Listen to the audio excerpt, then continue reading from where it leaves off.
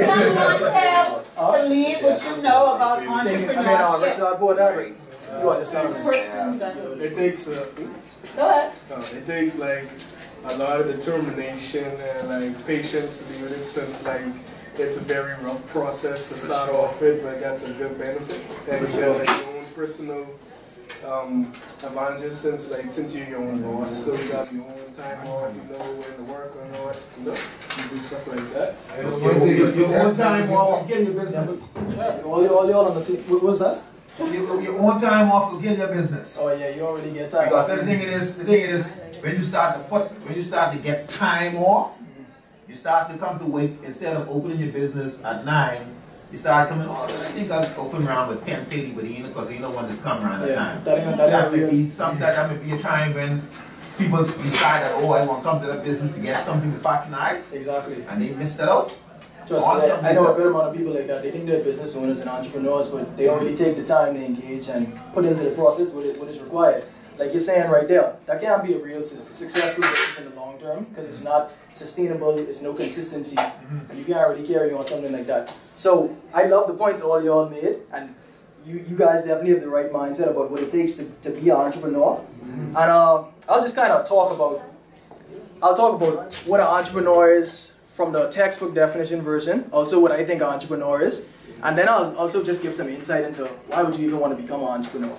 So, okay, an entrepreneur is anyone who starts a business or businesses with hopes of generating a profit. And that would make a lot of sense. Like you want to start a business with a mindset that you want to make money in your business. But a lot of people would probably wonder, why would I even waste my time starting a business? Like, what's the point of it? Like, why would I put myself through all that stress when I could just stay in a situation that's incredibly comfortable? I'm guaranteed to make a certain amount of money, and I'm guaranteed to be able to sustain the type of lifestyle I want to sustain. And my friend, what's your name? Dayton? All right, Dayton, he picked up on this. This right here is called the cash flow quadrant. And I learned about this quadrant from one of my favorite books, which all of you should read. It's about financial intelligence, and it's called Rich Dad, Poor Dad. And what they talk about in this book, you read it before? All right, that's good. See, that's perfect. What I picked up from this book, rewind. Sorry, I started this whole thing, I didn't say anything about myself. My name is Creighton Moxey. What I do right now, I'm a 23-year-old. I have a business consultancy, and I have a marketing company. So within that company, I give basic business advice to people on different marketing strategies and how they can propel and advance their business. And also within my business, what we do is everything from logo design to actually developing an in-depth business plan. So a lot of the work I do right now, which has me extremely busy, is developing in-depth business plans for clients. So someone will come to me, right? A lot of people, and a lot of our human people, we have a lot of value within ourselves, but we aren't able to articulate that and give that information to someone in a way where they can really buy into that. For example, right, say you were to walk into any of the banks, let's use RBC for an example. You want to get money to put that money back into your business and be able to invest in it and be able to grow your business. You go into the bank, right, you ask them for a loan for your business. More times than not, they'll tell you no. And that's because they can't really understand what your business vision is about. And also because banks they don't want to take the risk in really investing in something where they view it as being extremely risky. And a business for them, without proper articulation of what your vision is and how you want to go step by step and accomplish it, is viewed as risky for them. So if you go in the bank and you were like, hey, I want to get a loan, and it was for a car, they'd give you a loan for a car, because at the end of the day, if you cannot pay off the loan for the car, they just take the car, and that's something that they take and they can make money off that eventually later. If you wanted to get a loan for a truck, it's harder to get a loan for a truck than a car, because I could go in my truck right now, I could jump inside there, I could go drive somewhere and I can make money off my truck. That's actually more of an asset than a car. A lot of the stuff we are usually taught are assets, aren't actually assets. Like a house, for example, it's an asset after it's paid off. But until it's paid off, it's an expense. You only lose money off it. You don't really generate money from your house. You get a lot of bills from your house and you don't really make money from that. So these are just basic principles about financial intelligence. But what I want to talk about now, and I also guess I should say I'm 23 years old. I just graduated in May from LSU, but I would say what I learned from that experience is the educational system, right? It's not really designed to teach you how to be your own boss. It's not really designed to teach you how to be an entrepreneur. And it's not really designed in a way that will teach you the things you really need to survive in the real world. a lot of times, I'll just go back in my mind right now. I look at, does anyone know about John Rockefeller? He had a big input and being able to develop the educational system. After he made that money, he got a lot of influence. Because as you know, when you own a lot of stuff, you have a lot of influence. He was able to really come to them and tell them that this is how you should do the educational system. And he didn't design it in a way where it inspired critical thinking. He designed the educational system in a way that inspired people to be employees, because that's what he needed. He needed more employees to work for his company. So he designed the educational system in a way that made people employees. So our current educational system, if you look at it right, you're in primary school. The whole concept, anyone in here ever been labeled like a troublemaker in school? Yeah. For sure, right? And I look at that, right? You might be labeled a troublemaker. You may be labeled a troublemaker because what you did, you didn't align with what they wanted you to do. You didn't just fall into the cycle. A lot of people who they label troublemakers and problem children in school are actually some of the people who go on to do some amazing stuff in life. But early in their life, people look at them and they discredit them and they look at them as not having value because they don't align with the system. The whole system of education is designed to teach you how to fall in line, follow a structure, because that's what you'll be doing when you get on a job. You got to fall in line, take orders, and follow instructions. Anyone who goes against that is usually looked at as a rebel, and they're not allowed to grow into the entrepreneur that they could eventually be in life. So, while I'm talking about all that, let me get back to the point of why you would even want to become a business owner. So, this is the cash flow quadrant. The first quadrant here is an employee. I'm pretty sure everyone there knows what an employee is. Oh yeah. For sure. And that's weird, because actually in the 60s, that's what they used to call going to a job. Like, they used to call it my slave. Like, what's your slave? They used to call it my slave, but anyway, that's the next topic. Everyone in this room has value and has something that they can do in life. It's just really tapping into what you can do in life and going forward and actually going in that direction. Self-employed is finding your talents, going forward, and acting on your talents and doing something, making money off it. A business owner is someone who actually develops a structure behind their talents and is able to make money from it, and sets up a structure where they can actually hire other people and be able to generate money from that. An investor is someone who takes the money they've made in life and invests in things that will make them money in the long term. So, for example, with my marketing and branding business, right, I may make money off my labor, putting in the work and going hard, developing these plans, helping people achieve their goals, right? But ultimately, I'm only making cash. I'm not really generating wealth. Generating wealth would be me taking the money from this business, going and looking at a plaza around here and buying that plaza, which would be real estate. Buying that plaza would be something that would allow me to make money without ever having to be there. And that's the point you want to get to in life. You want to try to get to these parts of the quadrant. There's nothing wrong with these parts of the quadrant, because they teach you a lot of stuff and they give you leverage to be able to generate money to invest in these things. So my thing here today isn't to push anyone and say, you have to be an entrepreneur. You don't have to be an entrepreneur, but I want to teach you to be financially intelligent, which is actually knowing that when you generate some money, put a little bit aside and think about your future. If you just get caught up in the cycle, life could get really hard. Something could happen to you. You could get in a situation where, say you work for your job for 20 years. You get in a situation where you work for that job for 20 years, right? And every week you was just in a cycle of living paycheck to paycheck, paycheck to paycheck, doing it over and over, doing it over and over. You probably have a kid, you probably, teach them that same cycle, they probably get the same thing, right? You get fired from your job in 20 years. What do you own? You don't own anything, because the whole time you were sitting there, you were working for that person and working for that company. You never built anything for your own. So even while you're being an employee, you should be thinking about your future, and not in a selfish way. And when I say your future, I don't even mean just you. I mean generations to come. Usually we focus so much on we don't ever focus on we. You gotta focus on your great-grandchildren and try to empower them and think about what they'll have. And investing is the way to generate wealth and do that. So that's just a little blurb on, why someone would even go through the struggles of becoming a business owner. But now what I want to talk about is more about entrepreneurship. And when I initially started speaking, I talked about how, entrepreneurship is basically starting a business or businesses with the hopes of generating profit. But it's so much more than that. It's a lot of stuff, what's your name? Beryl. There's a lot of stuff Beryl talked about. Beryl talked about, there's a lot of struggles in entrepreneurship. You have to be really dedicated. And if you're playing that game, it's a really long-term thing. It's okay, you get this really straight. That ain't water really straight. So yeah, entrepreneurship is a real long-term game. And if you don't have the patience to understand that, it's hard to really be sustainable in this world. So I'll give an example, like my own life, right? I graduated school in May. I came back, and the first thing people were asking me is, where are you about to work? Like, what job are you about to get? Like, you'll hear a lot of those type of stuff, like, why don't you just go work there? What are you doing? And I just had to, I knew what my goals were, and I had to stay focused on them. And I had to really take the time to invest in myself and go forward with my dreams. I could have easily just came out of school and said, okay, let me go work for this place or work for that place because I have value. But I thought more long term, and I was willing to struggle now and reap the benefits of that struggle later. So I went through a whole summer, you know, trying to lay out my vision for my business. And it kind of started before I even left school. When I was in school at Louisiana State University, the stuff I studied were business and entrepreneurship. And when I studied that, I realized, I'm in school, right? I'm studying theory, and I'm studying about how to become an entrepreneur, how to do these things. But at the end of the day, theory is only that. You gotta do it at the end of the day. So you can sit up here and talk all day, but if you ain't doing anything, what's the point?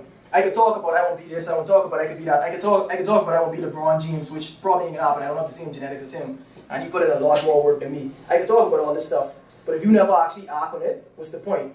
So from when I was in school, I was sitting there and I was like, I need to actually start working towards my goals and working towards setting up businesses. So I started doing little things like managing social media for people's companies and trying to make money in those ways. And you know, just using my natural talents. Like I said, all us in here have unique talents. Everyone here have something they're good in.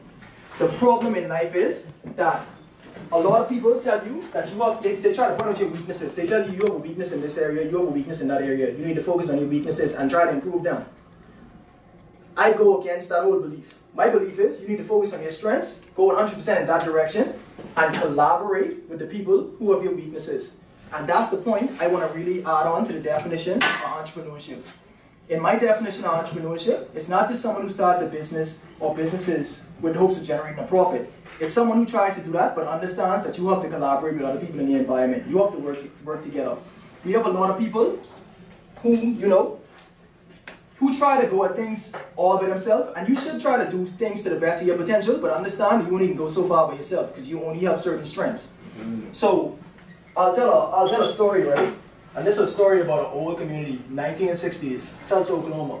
There was this place called Black Wall Street, and they were a segregated community back in the days.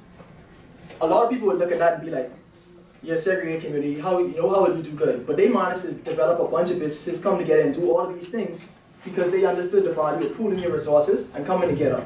And that's what I'm trying to get at. In entrepreneurship, for example, I'm good at marketing, right?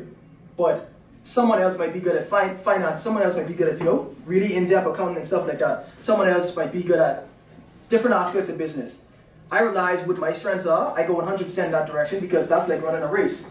I'm running a race where I already have a head start, I already have an advantage. Why would I not just go fully in that direction? Why would I try to backtrack and do all the things that I'm not naturally good at? Instead, I align with someone, we work together, and I get them to do those things, and we go way further. You might be looking at your goals, right? You might be saying, oh, I want to do this, I want to do this, I want to do that, but I don't have the money. Money is important, but money isn't going to be the ultimate deciding factor. What really decides your destiny is you investing in yourself, gaining skills, and finding people who have the other skills. Because we all only have so much time in life. We are all only able to I can only study marketing so much in life. I can only study this thing so much. So I'll only be able to master that one aspect, and there's a lot of areas I won't be able to cover. So why would I collaborate with us and come together and we really pool ourselves and pool our, and resources doesn't just have to be money. It could be like your knowledge. Pool those things, you come together in advance. I'm sure a lot of you probably have friends that do different things, but I notice in our society we're so prideful to the point where everyone wants to try to do everything by themselves. No one wants to come together because they look at it as the meaning. They look at it as, oh, if we come together, he can look at me like, oh, he put me on, he do this for that for me. When in reality, we can go way further if we just work together. We all got value. So, yeah, that's just my little spiel right now. But anyone has any questions about business, entrepreneurship, life, anything? I mean, yeah, I use it like a valid point that instead of trying to work on your weaknesses too much, you should go full-fledged on your greatest strength. But there's also like I won't say this to be negative, right? But there's actually some people who would take advantage of the fact that you don't know much in this area. So I would say like, even if you do focus on your strength, in your strength, but it will be good to actually learn a little bit, at least some of what they have, so you won't know like. You're 100% right. Yeah. 100% right. And that's like I said. Although I study a lot of stuff in marketing, I don't only study that. I study all the different aspects of business because as a business owner, although my specialty might be marketing and that's how my company runs, I have to know all of the finances. I have to know different elements. So it's good to be well-rounded in different areas, but you have to ultimately find one area that you go all in. Some of the people who've made some of the best inventions in the world, they focused on one problem that they felt was a problem in their life, and they really addressed that. If you look at like the person who made styrofoam, or no, not even the person who made styrofoam, the person who actually developed a shovel and developed the design to a shovel, it was because they wanted to find an easy way to dig and get that task accomplished. They focused on that and they developed that, and now they have a lot of money. A lot of people, some of the richest people, it's just off of one idea. That guy right there eating KFC, right? That's just because someone decided that, they need to master how to make this fried chicken and how to mass produce and how to sell it. And they've made a lot of money. As you articulated, one of the keys to being a successful entrepreneur is basically identifying a problem and coming up with a creative solution. So based on where we're at in Freeport, the Bahamas, etc., that's zoning on Freeport. Can you identify specific areas or fields of endeavor that you can see where there's a need that can be capitalized on? So many. I'll just give a little perspective, right? So she wanted to zone in on Freeport. If we look at Freeport and we compare Freeport to the United States is way more advanced. But if you compare the United States to a place like China that I went in October and see the technology and stuff they have over there, we're way behind. So an area we definitely can improve in is technology. But aside from technology, think of the basic things, the things that everyone needs. Agriculture, like you can never build a self-sustainable nation until you're able to feed your people. If someone else is feeding you, someone else controls you. So something we really need to own on is how to feed ourselves. We have all this land, but it's not developed in a way where we can feed our own people. Everything most of the things we eat is brought in from other countries, and that raises the cost of everything. If you look at basic economics, if you have to bring something from another place, you have to pay for transportation costs. That raises the price of it, and the price of things goes up. So the basic things as far as us being able to feed ourselves, anything in agriculture is perfect for our country. It's perfect. Agriculture, technology. So if you don't have no money, how you start your business? If you have no money, how you start your business? Yeah. You look at your skills and you find people around you who could probably leverage and give you money for various aspects, but you look at how you can make money off your skills. Go to work first. Or that. Like I said, there's nothing wrong with being an employee unless you have the mindset. If you're going to be an employee, just have the mindset where you think long term and think of how you can capitalize on being an employee and leveraging that into becoming a business owner. Cash flow quadrant. Would you say a smart method to becoming a business owner or entrepreneur is to go through like a cycle? Or 4 the steps, or is there a way to skip it? Employee, self-employed, and business. You can't. I mean, this is a good cycle, like following the cycle. And my mindset usually is long term. So I'm never gonna tell someone go against the. That's the longer process of getting it accomplished, but it'll get it accomplished eventually. This is literally a strategic formula. You could be an employee, then you leverage your employee skills to become self-employed, then you become a business owner, and you become an investor. It's a process. So my friend told me not to point him out, right? But my friend said right there, right? He currently is employed. He has a lot of skills in the automotive area, right? The automotive sector. But he has the mindset to know that he eventually wants to build his own business. So you know what he'll do eventually? He'll be employed right now, but he'll leverage his skills in a way where he can eventually open up his own business, his own structure, his own automotive thing, do it for himself, go through the struggles of that. And then over time, as you gain money, you pump the money back in and you're able to scale your business and grow it.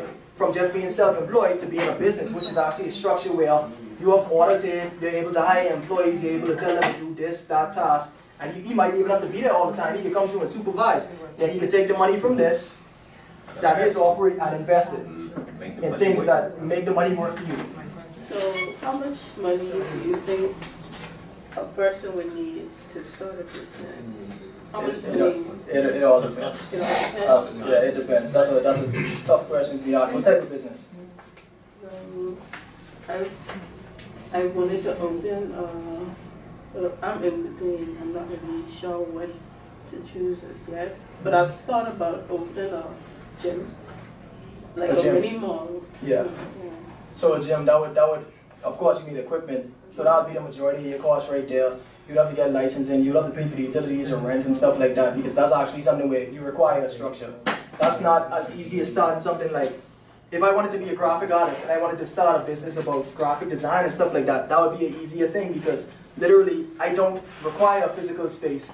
I can make money just off of the knowledge I have in my head and the information I'm able to produce in my skill set. So that's kind of a different thing. Like even with me, being someone who's in the marketing sector, it's easier for me to start up a business because I don't literally need a big space to set up to do what I do. It's information, it's what's in my head. I'm just giving people my ideas, so that's making money off of information.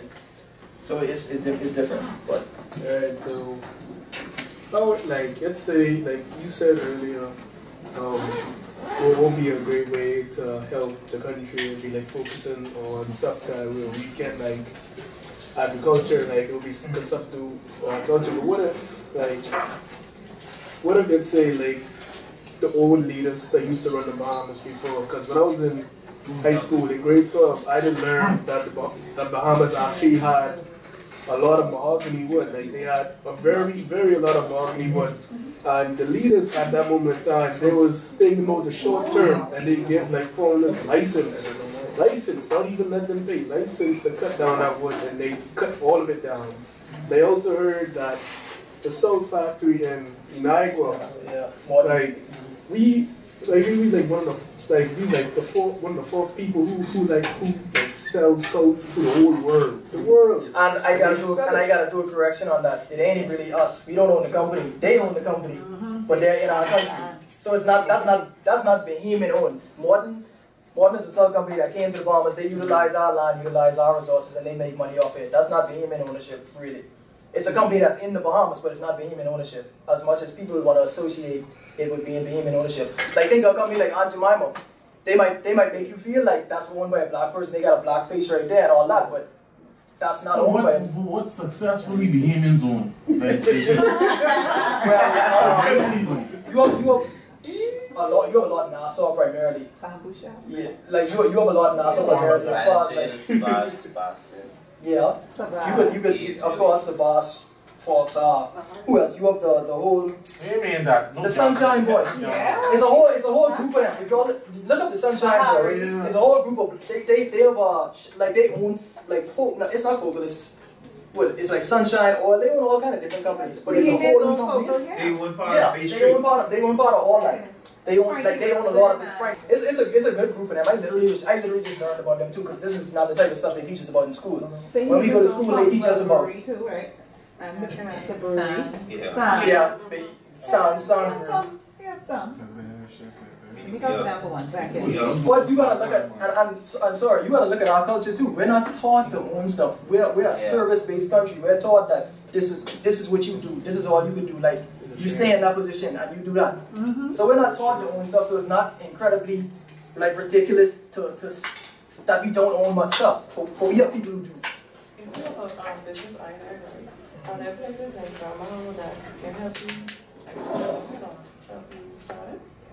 That's the place right now. I can. Immerse Global, my company, we help with that. But I would say, I would just put a little note on that, and this is something I'm trying to work on. The main way I've been generating revenue is via developing business plans. And for me to develop an in-depth business plan, that's something I notice is pretty expensive, but I don't want to only help the people who are able to pay for that. I want to help you all who have these ideas, who are brilliant, but you weren't blessed with the resources a lot of other people might have just because of where they were born, who their families and stuff like that. So what I want to do is, within my business I do consultancy too. So if you come to me with an idea, we can talk about things. I can give you different tips on how to market, how to set up your business structure, who you should be looking at to RT staff and things like that. And we can work on it in that way, which is, you can get the same results as someone who's actually developing an in-depth business plan, but for less money. So can you give me some main tips on starting a business? Okay, and I'm so glad you asked that. The fact that she wants you all to, work on your business plans and think of your ideas. To do that, there's a way to do that. You either find out what's your passion, which is something, you're passionate about, you really love, something you always think about. You go in that direction. You go in the direction of the thing you're naturally skilled at, naturally talented at.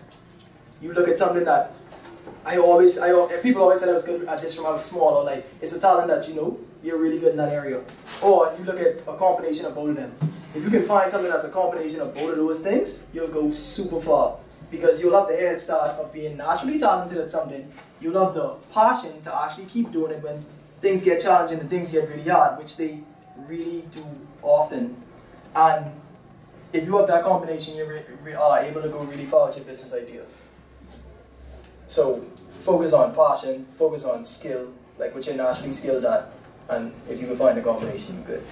Alright, so other than that control, what else would you think would be a good idea that can really help the Bahamas? Like a good business idea that will actually help the Bahamas a lot in like to try and catch up with the technology area around the world. To try to catch up? Okay, not catch up, but like not catch up, but like just like will help us a lot more because we rely on tourism and dying good. Something that's profitable and practical at the same time. Something that will suit us more. So about that's what grandma farm company doing now. Yeah, they try to do that, but there's other and this is the next thing. And you have other people doing it too, who are not the Grand Bahama power company. Don't think of Grand Bahama as just Freeport too, by the way. Like you have West Grand Bahama, you have East Grand Bahama. There's like you could do. There's a lot of them for opportunity. Anything related to sustainability, like thinking of energy, like if you were to use like wind turbines for energy and stuff like that. All of these things are we way beyond in those type of sectors. So that's just one off the top. I can't give you like every single business idea, but I get.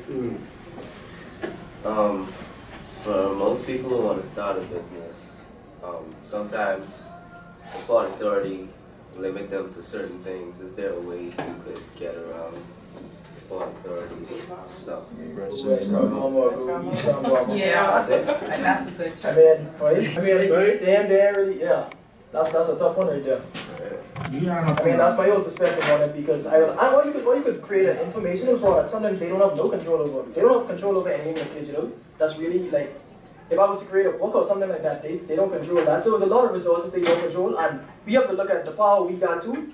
In the information age, you have a lot of power to be able to capitalize on your own value and put it out there and make money off of your own value. If you just figure out what you got at and generate content for that and make people pay for it. So there's a lot of different means, but so say I knew my skill set was good in developing business plans, right? And I wanted to put and I already developed a business plan template, and I wanted to put that information out there. I could literally set up my own website, have the business plan template, and have a funnel where people come there, they pay for that information, and I'm able to generate money off of that. Or as simple as me developing a book on something I know. Like I said, we all have different skill sets, and as you go through life, you'll realize that you become an expert in certain areas, you gain more information in certain areas, and the things you may know and have expertise in that you may just take for granted in your daily life, like I know that, people pay money for that. And you could be a consultant, but be a consultant in the digital world. And a consultant is basically having knowledge in something and sharing that. Look at a lawyer, or not even a lawyer, look at a doctor. The way doctors make money is, you literally come in their office, they've already put in the work of going through school and learning all those stuff, and they have certain information that you don't have. You come and sit in their office, and they share that information with you, and you gotta pay them. Information is power, so that's a good avenue too. Putting your information into the digital world where no one can control it. I don't want to sound like a conspiracy theorist, but I mean, is it safe to just have your information, in digital, the digital sphere, Yeah. It depends on the type of information. Like you were saying, you could have certain legal protection behind certain stuff. Like if I was doing a movie, I wouldn't just put an old movie out there without having like a copyright behind it and stuff like that. If I knew that if I was the person who produced Nike, I wouldn't put that logo out there without having a trademark behind the logo. So there's certain protection, but there's also certain information you can feel free to share because you got so much value in you. Like me, I go online, I type articles, and I put them out on LinkedIn, which is a platform all y'all should get on, where you basically, you want it? It's basically the business version of Facebook. You could literally go on there and you could literally put out certain information about yourself, and that's like your resume. If anyone is looking for you now, that's part of your resume. And the real thing with your resume is your personal brand, which is the brand you develop for yourself. A lot of the jobs I've got and stuff is from developing my own personal brand, putting out certain information for free, letting people know I know certain information, know about certain things, and then they come back to learn about more, and when you come to learn about more, you gotta pay for that. You gotta put a price on it. So, as far as, I get what you were saying, the security thing and stuff like that. It's a free trial. Was that? Free trial, yeah. You give a free trial, you know, give them something, give some type of value, and then over time, you're able to benefit in the long term. And that's where a lot of people lose. They play a short game, but if you're thinking long term, you'll always win. And like I was saying, a lot of people now, you see how we go in the buildings, we try to pass them our resume and stuff like that. I'm trying to find a woman or not for real. That's what I'm saying. People find you online before they find you for who you are. They want to see what you do. They want to see what you're into, like your interests and stuff like that. They want to really buy into you. And what I was saying about developing your personal brand, one of the main things I've learned in marketing, and something that's the key in marketing any product, is emotions. Before, look at a company like Apple, right? Before Apple comes and tries to sell you their laptops, they don't be like, this is how much memory our laptop has. This is like, you know, how much gigabytes, this blah, blah, blah. They don't talk about all of the logical stuff. They tap into your emotions. So one of the biggest commercials they've ever had is a commercial where they literally showed a bunch of people like Martin Luther King, Albert Einstein, and various people. And at the end of the commercial, it said, think different. And the whole drive behind that was to tap into the emotion of people who feel like they connect with that and feel like they think different. They generated a lot of sales off that, and they never showed one computer.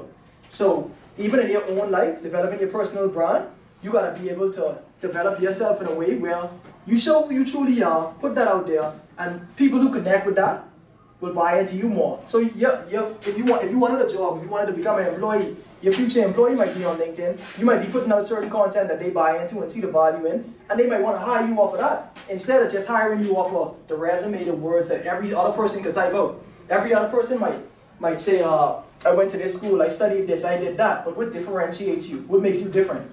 They're looking for what makes you different. So that's just a way to have a resume for yourself and put it out in the digital world where no one controls. You don't have to worry about that resume getting sent there. And they're never seeing it. This is your resume that's always up and always available. If someone types in your name, they can find you on that. So that's just something I feel everyone there should take advantage of. My biggest issue if I was to start up a business is trust issues, because you know ain't nobody can run your business as much as you. True.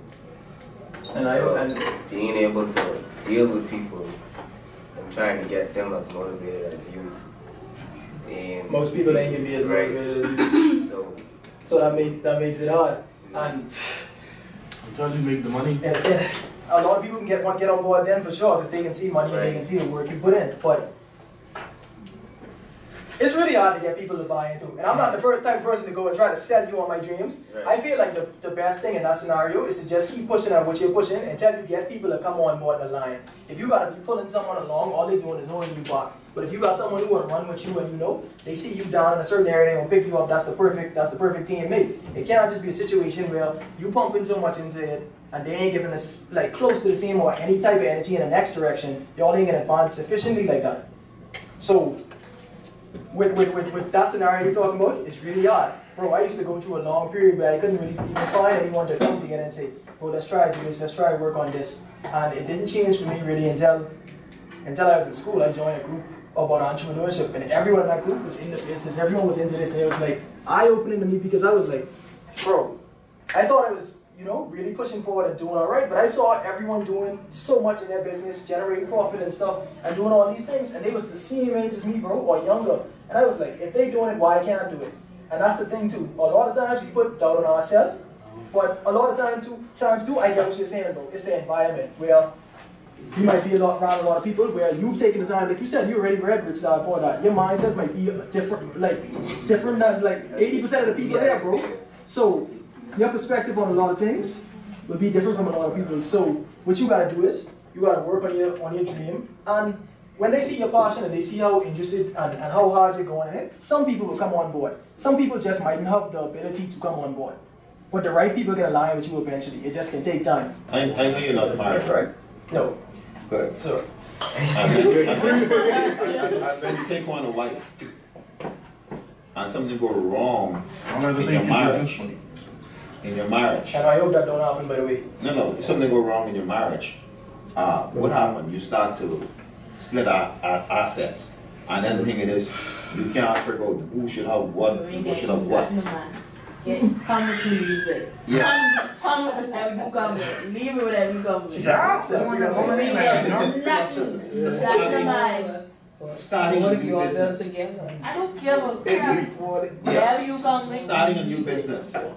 You know, there may be many who saying, well, I want to start this business, but I don't have no money. Okay, and I heard you use the thing about, you know, other people talk about coming together, putting your resources and all that stuff. That's something, for me, I wouldn't want to play that game. Mainly because when I decide to do something, I got to get approval from the other person. They say, no, but I don't think we should go that way. I may be saying, well, look at this is the good way to go because this thing this is what's profitable and this is what's happening now. But he said, boy, look at that's risky. I don't want to go there. Yeah. So what happened? That's a block right there that I can't move forward because I can't move forward without this approval. True. All right? So I would like to go through the painstaking process myself. Let me get that out there. Let me go through the pain of getting my business up and running. And when I get it up and running, then I'm safe to make any decision I want to do. It's like riding a bicycle. Yeah. You start off trying to pedal, you fall down a couple of times, you get up, try pedal again, you get a little stronger and all that stuff. When you get the feeling of that bicycle for true.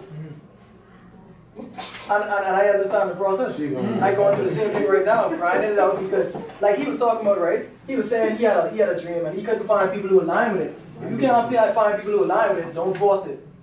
You could try to go at your own, and you'll go faster alone, right?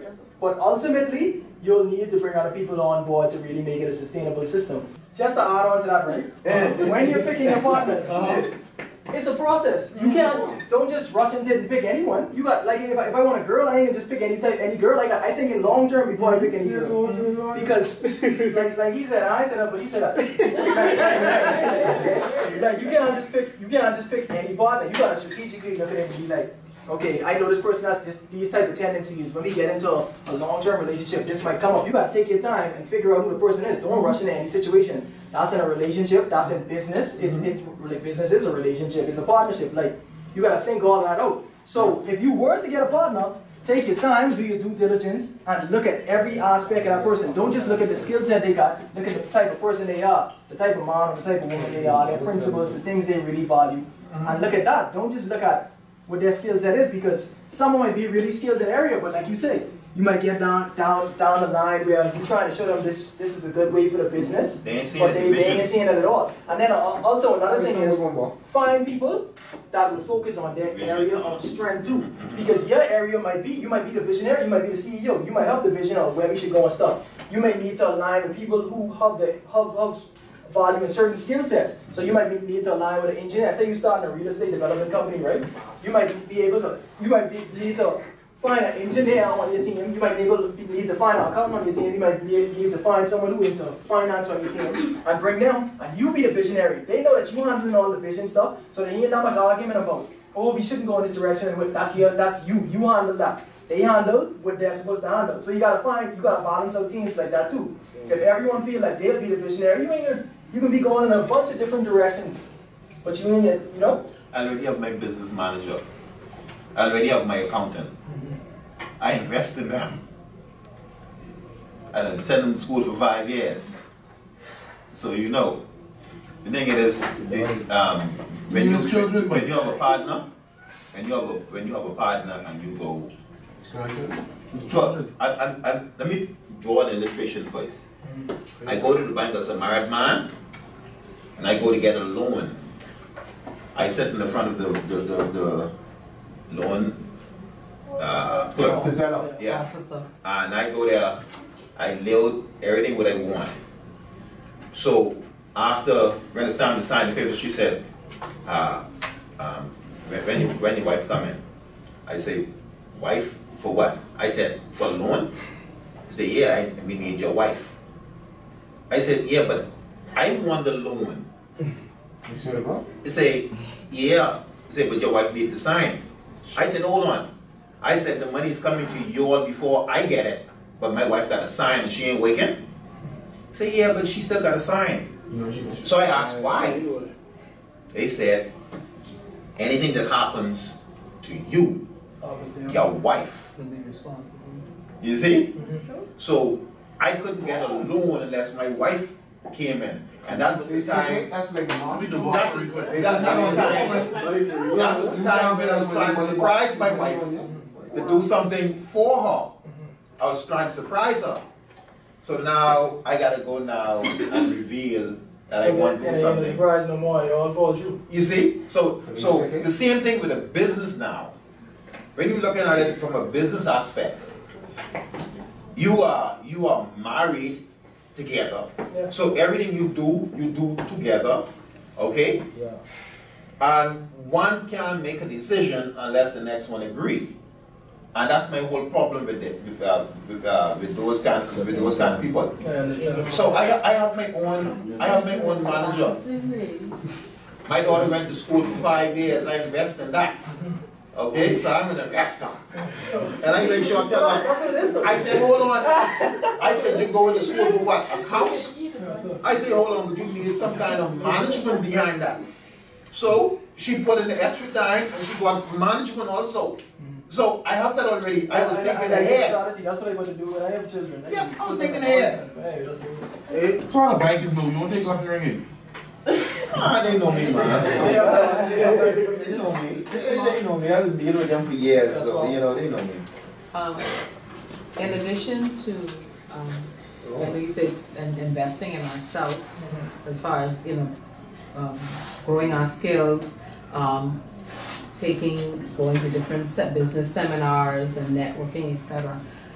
Do you have any suggestions on things that we as individuals, let's say we have some spendable, after we've taken care of all the necessary things, whether it's savings, do you have any suggestions on an investment, things that we should or should look into investing in? If you're a person who wants to start a business? I'm talking like something to generate additional, to generate additional revenue. Yeah. Okay. A lot of these questions depend, but I'll just give my perspective on this. Say you were an employee, right, and you had visions of becoming self-employed. For example, my friend right there, right, with his automotive skills, say he wanted to eventually start his own practice. What I would tell him to invest on is equipment. Like that would make the most sense at that point in his life because you'll be able to buy the type of equipment you need, like, a certain lift for this, a certain thing for that, a certain, toolkit for this. You'll be able to buy those things because those are lower cost investments that will eventually pay you back in the long term when you realize that you make money off it. Now, it's harder to get to this real investment part, which is investing in real estate and stuff like that, because usually those investments require a lot of capital. They require way more money than if I was to invest in some knowledge or invest in some tools. So like, me personally, when I was in school, the books and stuff were too expensive for me to really afford to go buy for my classes. So what I used to do is go to the library, or you got YouTube University, you got Google Campus, I used to call it. You could learn all kind of stuff in those areas. Like, you ain't that limited. But what I used to do is go to the library, write in Barnes & Nobles, after I go on Google and look at the best business books for this aspect and that aspect, I used to go in there, spend on $20 instead of buying a $200 book, and learn all the principles from someone who has already done it, someone who's already gone through certain things in life, and that was like my cheat code in life. I believe, like, I was a person, I always liked reading, right? But I didn't really like reading books. I wouldn't sit and just read a whole book cover to cover. I found that to be like the most odd thing. But when I joined that entrepreneurship club at school, and I was one of the first assignments we had to do was read 2 books for the club. And one of the books was Start With Why, which really talks about anytime you're going into any business endeavor, don't focus on the what it is or the how it is so much. Focus on the why behind it, like why you want to do this, like how this really aligns with your passions. So that's a book that talks about passions. And then I read a book called Strengths-Based Leadership, which really talks about how you basically read the book, and then at the end of the book you take a test and they show you all your strengths, like areas you're strong in. And what they talk about is going in the direction of your strengths. The same thing I've been talking about there, going in the direction of your strength, right? And from reading those books, I realized that I like learning, and I really didn't hate reading. It's just the stuff that I used to have to read in school, I didn't have any interest in. Like, you got me reading about Christopher Columbus, and I don't care anything about that, honestly. Like, and that's why I feel our educational system fails a lot. We teach people, and we judge people based on a broad spectrum. We judge people based on, you gotta be good in all of these classes to be a successful student. When you might have a lot of people who might be super good in art. Maybe they may be able to produce the most fantastic junk in costume, or maybe they may be really good in music, and maybe they need to focus on those areas and go in those areas, but you judge them on everything and tell them, you know, you're not as intelligent, you're a bad student and stuff like that, because they weren't good at everything, when they might have had A's in this specific area. So that's a big flaw our educational system has. And after reading those books, I realized that I didn't hate reading, so I started focusing on what I was interested in, and I started buying books. Don't cost that much money, you know, $20 books, $10 to $15 books, buying those books and really reading about them. And I was able to gain all the information I needed to gain right then by putting in that money and putting in that investment right then, taking my time, going through the struggle right then and gaining that knowledge so that I could reap the benefits later. Everything I'm doing right now in my life is from taking the time right then, sacrificing and investing in myself and raising my value. Because when you raise your own value, you'll attract things of value. What I realized in life is, when you raise your own value, you don't have to go out and chase money and stuff like that. All them stuff can come to you. You can get so overwhelmed to the point where you don't have to raise your price. Because you can just be up, demand will get that high. But the biggest thing is raising your own value. And when you raise your own value, that's something that no one can ever take from you. Like say you're employed right now, right? Being employed might be a good situation for a lot of people. You know why? Because you might be able to learn and gain skills from your employment that no one can ever take from you. Even after you leave that situation, you have skills that are transferable to something else that no one can ever take from you. So that's the next thing of being employed. If you're going to be employed, try to learn stuff. Don't just think, hey, it's like, I get my money from this and that's that. Of course, you won't get your money to be able to leverage it into certain things, but try to learn something. Like, me personally, I believe that, and I know this is a fact just from looking at this cycle. Someone working at Burger King right now could eventually end up being richer than someone working at the Port Authority right now. Why? They might have more financial intelligence. That person at the Port Authority right now, they're making like $100,000, right? They're making that money. They literally making that, and as they make that money, their spending habits going up. They're looking at it as, oh, I'm making this, so I can spend more money on this, spend more money on that. At the end of the year, they might have like $1,000 in the bank, right? Someone working at Burger King, they make their money. Every time they make their money, say they put aside 10% of that. Over time, their wealth grows, and they know about financial intelligence, so they invest their money in something that can help them make money over time. That person at the Port Authority, they might be investing their money. They get fired, they don't have any money. They have no job, they have no money, they start from zero. When you who are an employee working in this situation, you took the time to say, let me go invest in this right now, ahead of time, and put in the work, and you benefit from it later. You actually own something. That's the next reason.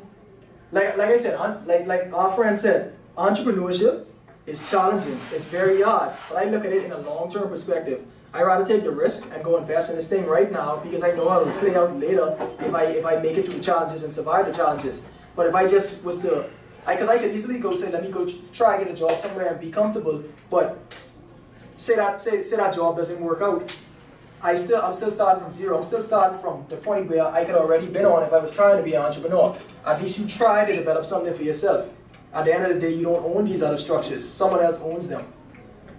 So if you're an employee, think about leveraging it. Think about learning, and aside from learning, think about utilizing the money that you gain to pump into yourself and the things you want to do. I want to know the best method for saving for business or investment. Anytime you get paid, put a certain amount aside. Is it like for people like me? Like when I get paid, you have to pay for something. I have you have expenses. You see, and look at the money you make, right? Calculate what the expenses are. And then out of that expenses, before you put aside something for, of course the expenses, and when I say expenses, I mean like food and stuff too. Like you gotta eat, you gotta live. Try to do that in the most cost efficient manner. If you could cook over going out and buying food, because that costs you way more money in the long term. But anytime you make money, take out your expenses immediately. And when you look at the rest of the money, that's really the money you got to say, let me take a percentage of this and put aside for investment. And then you have a little bit just to, live your life, enjoy yourself a little bit. But always put aside money, even if it's like a small percentage, put aside something, bro. If you're putting aside $5 every time you make money, that's something. And don't touch that. That's gonna accumulate over time. So would you say a fixed account would be good for that? Or you just have to discipline yourself? I say discipline. I always gonna say discipline.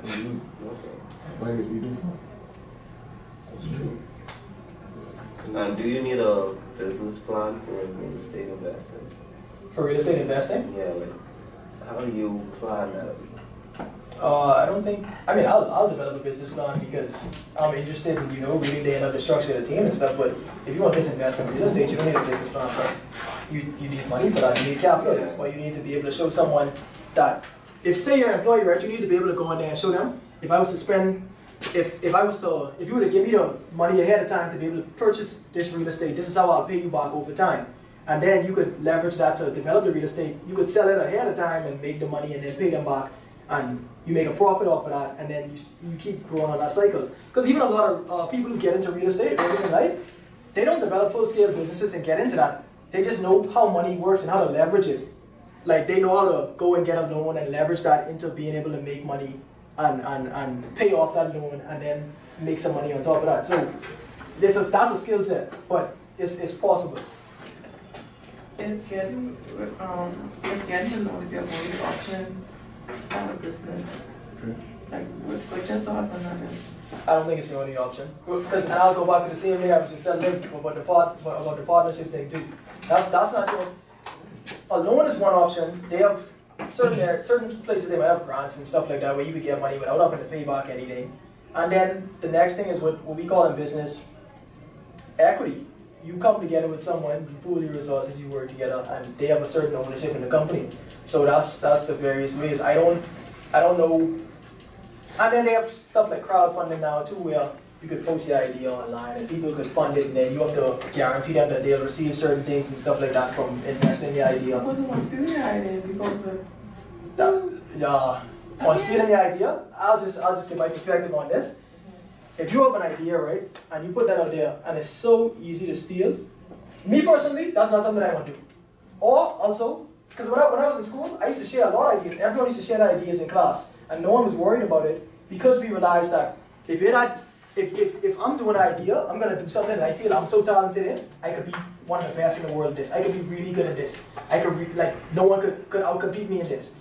If I come in here, right, and I share my idea for a marketing company, and I feel that anyone could beat me in it, or like I don't have the skill set to really push that to what it needs to be, because it isn't only the idea to make something successful, it's the people behind it.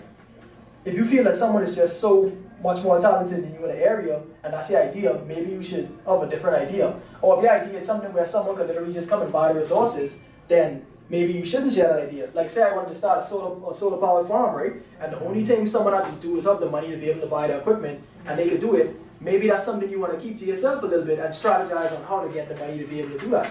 Now, if it's an idea that's more complex, like say I wanted to start the most in-depth Bahamian cultural experience or something like that, and I know that I have so much value in myself that even if I was to share this idea, that person still wouldn't be able to do it. They wouldn't be willing to invest the amount of time I'm going to invest in that. They wouldn't be able to do the amount of research, make the amount of connections, so they still can't do it regardless. So even if I tell you it, you cannot do it.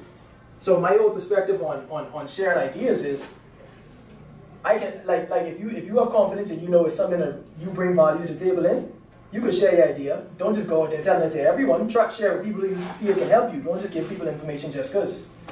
So if they can't get grants, you would advise someone to get the loan from the bank? Would I advise someone to get a loan if they can't get a grant? Yeah, like different fundings besides the bank. Yeah, I'll advise you to get a loan if you could pay it off. And that's where the planning comes into. Like I said, what I do is develop business plans for a lot of clients. And the reason they come to me for business plans is because when they go to get the loan from the bank requires a business plan. And the bank requires a business plan because banking is a business. If you're getting a business and you're lending money, you're looking at the risk.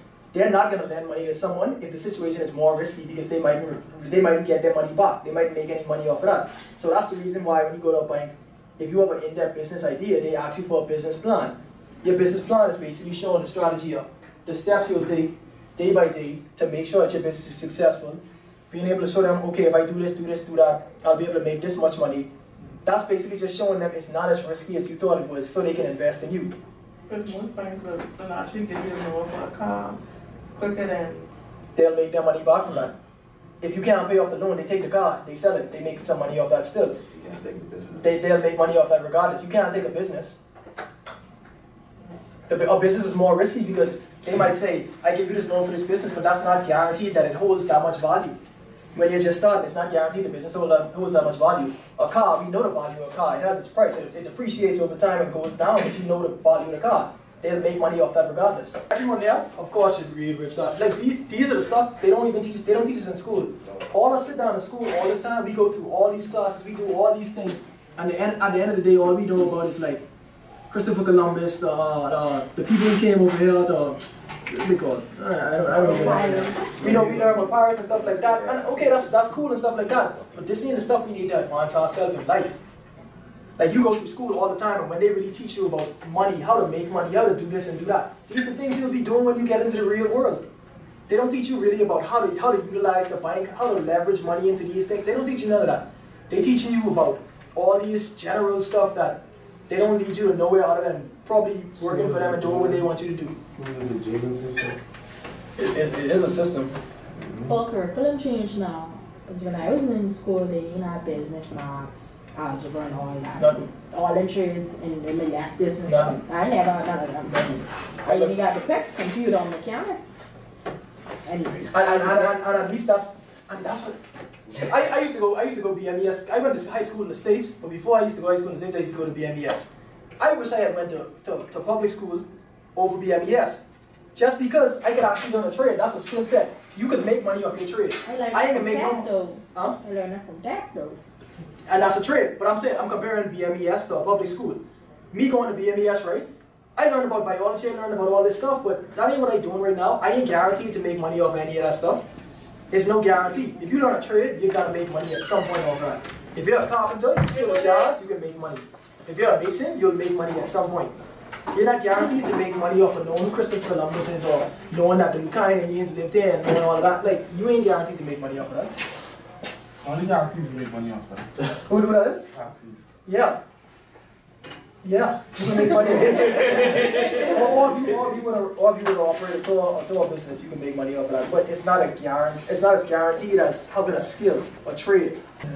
So you heard about that new thing they call collaboration over competition. You saw that, right? I saw it. I like the concept. I like the concept. A lot of entrepreneurs. Exactly, and that's something different. We don't usually see a lot of young people or people in general working together. Yeah, I was there and I really like it. But enjoy that. Because you see, especially girls, when they come together and they working for a better cause, this helps them. Trust me, we have a lot of people in our society who are very insecure. And insecure is really when you lack self-confidence in yourself, and it causes you to look at other people and resent other people. You might see someone who is doing something in your community, they came from the same place as you, they're doing something, they're pushing themselves forward, propelling themselves and being successful in something, but instead of looking at them and being like, mother, was I really like that? Let me go find out how I can improve myself and do this and do that. A lot of people just look at them and be like, they just hate on them. And it's weird to me. So I really like stuff where people come together and collaborate. Like, and that's weird. And you know what's weird? What's really weird to me? It's something I've observed in society. We always get told these things, right? Where people are like, oh, this is how the young people should be. Y'all should be doing this and doing that. But sometimes when we do it, and we actually do all the things they say we should do, you still have older people in positions who look at you and they resent you because you make them feel uncomfortable. They look at you and they feel like you want their spot or something when it isn't even that you want their spot. You're trying to advance it. That you don't have the knowledge. When in reality, you might have way more knowledge in a specific area. They might have knowledge in different things. You might have knowledge in a specific area that they never really researched into. So they shouldn't judge you based on your age. They should judge you based on your knowledge. Like me right now, right? I'm 23 years old. And when I used to first walk in rooms, because my mom, she's been involved in business. She started our company in 2014. It was a company focused on destination monitoring and event planning. They hosted like major events like the first and second Bahamas Jungle Carnival in Grand Bahama Island, a trade mission with Hubei, China, and various things. But when I first used to go in meetings with her, older people used to look at me and be like, well, he just in there because his mom, you know, blah, blah, blah. Like, that's just how they judging you apart. I just can say it. They just judging you apart. And the way I changed that is, I opened my mouth and I knew what I was talking about. If you know what you're talking about, which is adding value to yourself and really increasing your value and growing the value of it within you, no one could ever deny you. They can only deny you based on their hatred. They can't deny you based on what you know. So when I started opening my mouth, they started to realize, okay, this guy isn't just in there for because of his mom. He's actually the one leading me. He's actually the one who knows about this and knows about that, and they have to respect you. Like even if they don't want to, they have to respect that you understand what you're talking about. So never let your age make you feel like you're limited, because we live in a society where people usually make you feel like, oh, you're too old for this, you're too young for this. It's different ends of the spectrum. People try to tell you can't do this because of your age. That's never a limiting factor. If you got the skills, you can do it. I like to say, like, you either do or you don't. That's like, life's so simple. It's either zeros or ones. Like, it's there simple. A, B, like, it's simple. So if you could do it and you could increase your value, you could do anything you want to do. You just got to put in the time, commit the time, have the passion, put your energy in that direction, and you could do it. Your process might be different from everyone else's own. It might take more time for you to get to where you want to go to, but anything of value can require time, so it's up to you to make the decision, I really want this or I don't. Like, it's that simple. One more question. Okay. You said you got a bachelor's, right? Did you enjoy the process, or was it hard? Some people say it wasn't worth it, what I see online and stuff. I can tell you something about school. Like this is, I can give you about a few of my perspectives on school. One is, certain areas aren't as hard as they make it think, make you think it is to actually get there and graduate, because a big factor in graduating is having the money. That was the biggest factor for me. I could do all the work. It was just having the money to be able to pay for the school fee and stuff like that. The next thing is too, you asked if I enjoyed the process. I would say this, when I got to my junior year in college, I was ready to get out of school because I just had felt I was reading so much stuff in books, I was learning so much stuff about business. I had started up an experience actually going to business meetings and setting up contracts and doing various things on my own. I felt that the school was making me spend money and it was holding me back in a way. So that was when I started, you know, to kind of dislike school. And my senior year for sure, I was tired of school, bro. Like, I hated school, I hated going to class, I hated all of that. But I also realized that within that environment, I could use that to my advantage. So I didn't just say I hate school and not go to the classes or anything. I went to the classes, I did the work. I may have not went to like every class. I went to like when we had the tests and stuff like that, because I most of my time spent staying, like I talked and reading books about business, reading different things. So when I went in the class after reading those books, I already knew the stuff they was talking about. The main thing I got from school is a different perspective on like different thought patterns, how people think about stuff, and also networking. I met a lot of people who know about business, who do different things in business, and it was inspiring for me. But as far as like the actual process of school, it could get tedious when you really already know what you want to do in a way, and you go in that direction already. It's like sometimes you feel like school might be limiting you.